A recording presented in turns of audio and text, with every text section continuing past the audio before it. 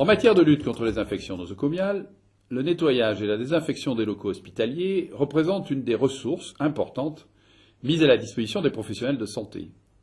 Le bionettoyage, comme on l'appelle désormais, est une démarche qui répond à des protocoles très précis et régulièrement évalués. Parmi les techniques mises en œuvre pour nettoyer et désinfecter les locaux hospitaliers, la vapeur d'eau est une démarche innovante. Elle mérite d'être encouragée et évaluée pour trouver toute sa place dans l'arsenal des moyens dont disposent les hygiénistes hospitaliers. L'entretien d'une chambre de patient au quotidien est effectué à l'aide d'un générateur vapeur équipé de son balai, d'un chariot traditionnel de ménage hospitalier et des différents textiles d'essuyage nécessaires pour les surfaces et le sol.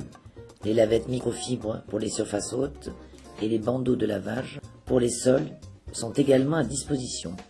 Plusieurs étapes doivent être respectées et effectuées. Évacuation des déchets, essuyage humide des surfaces, mobilier du patient à l'aide d'une chiffonnette sur laquelle la personne a pulvérisé le produit adapté. Le sol de la chambre est alors traité à l'aide du balai vapeur doté d'un bandeau de nettoyage en microfibre à usage court ou long selon les besoins. Il sera changé à chaque chambre et évacué dans le collecteur de linge sale prévu à cet effet. Comme pour les méthodes traditionnelles, pour plus d'efficacité, il est recommandé d'effectuer cette opération en effectuant un mouvement circulaire appelé godille. Il n'est pas nécessaire d'appuyer fortement sur le balai pour obtenir une meilleure action.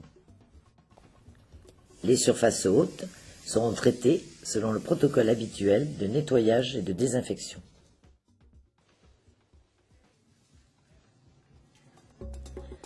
Après chaque départ de patient, l'entretien approfondi d'une chambre est effectué à l'aide d'un chariot de ménage hospitalier comprenant les divers accessoires, d'un générateur vapeur équipé d'un système d'aspiration, d'un balai vapeur, des lavettes microfibres pour les surfaces hautes et des bandeaux de lavage pour les sols. L'entretien des murs est réalisé à l'aide du balai générateur de vapeur. La totalité de la surface murale doit être passée à la vapeur.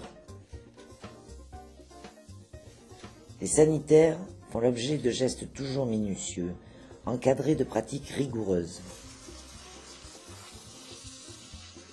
Cette technique injecte de la vapeur sur la surface traitée et un système d'aspiration récupère le produit de cette injection avec les salissures.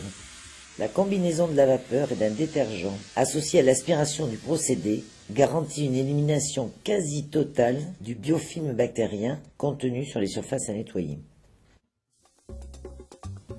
Ces dispositifs sont peu pratiques à nettoyer et entretenir. La vapeur, de par sa capacité à pénétrer dans des endroits d'accès réduits et ou inaccessibles, permet un nettoyage performant et l'élimination en grande partie de micro-organismes potentiellement pathogènes.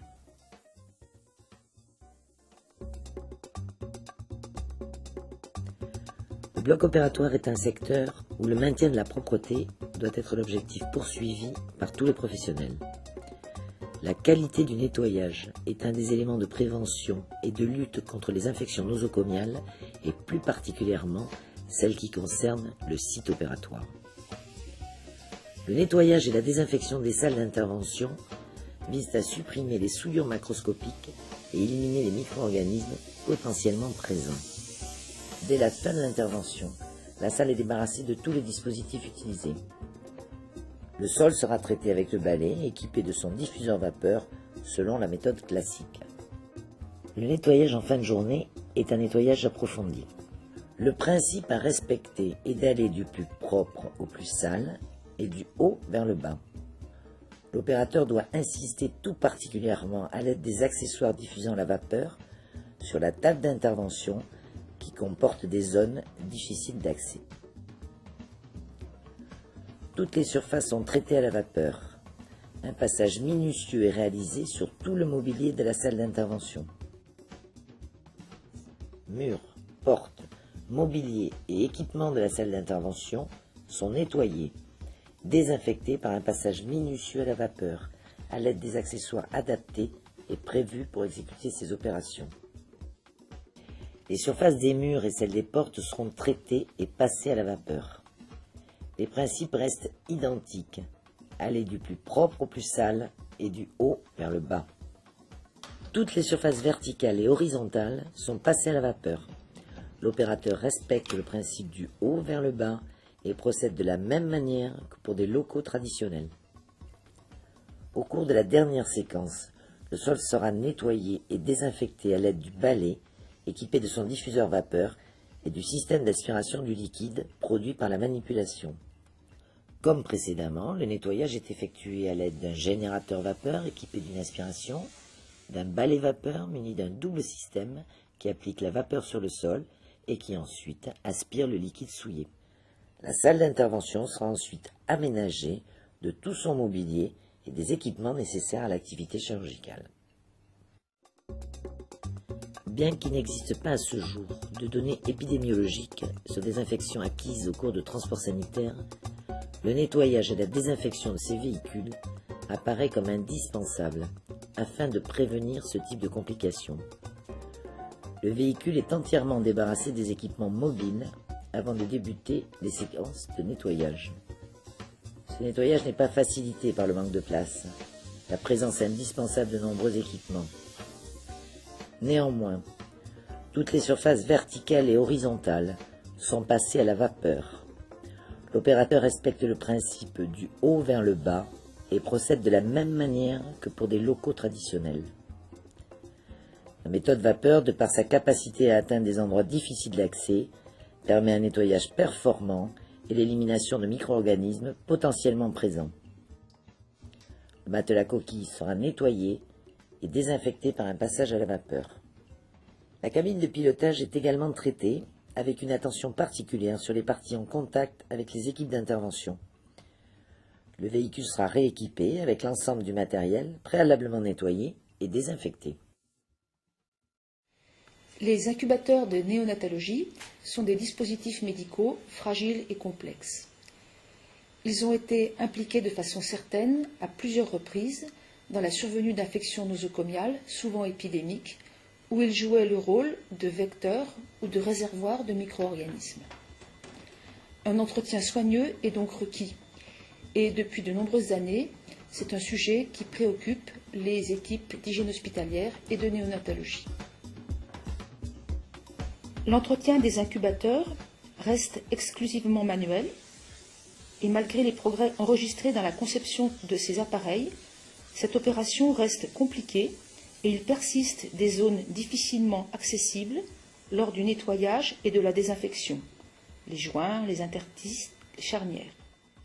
L'entretien classique repose sur l'utilisation de détergents et de désinfectants chimiques qui doivent être à la fois efficaces sur les micro-organismes, mais aussi dépourvus de toxicité, notamment respiratoire, afin de n'induire aucun effet toxique ou allergique chez l'enfant qui sera placé dans l'incubateur désinfecté.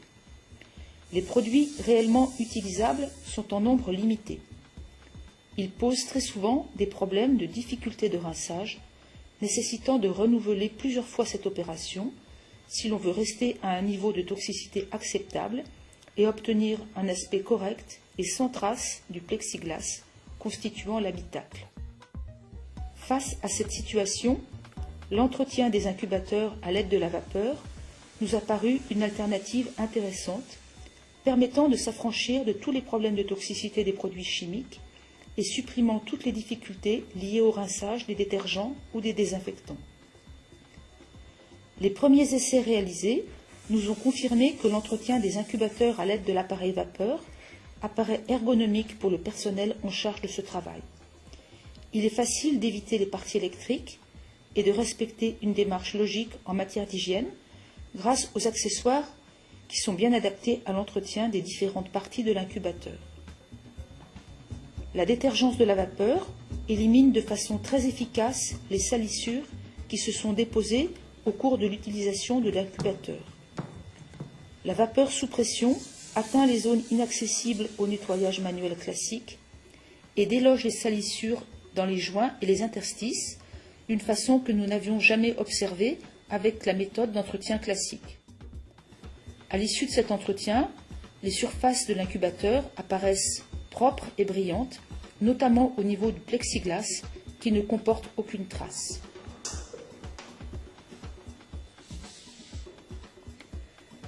Ces premiers résultats nous apparaissent très encourageants et nous incitent à continuer dans cette direction pour objectiver la qualité de la désinfection obtenue et suivre au long cours les incubateurs afin de s'assurer qu'aucune dégradation de leurs matériaux n'est due à la vapeur.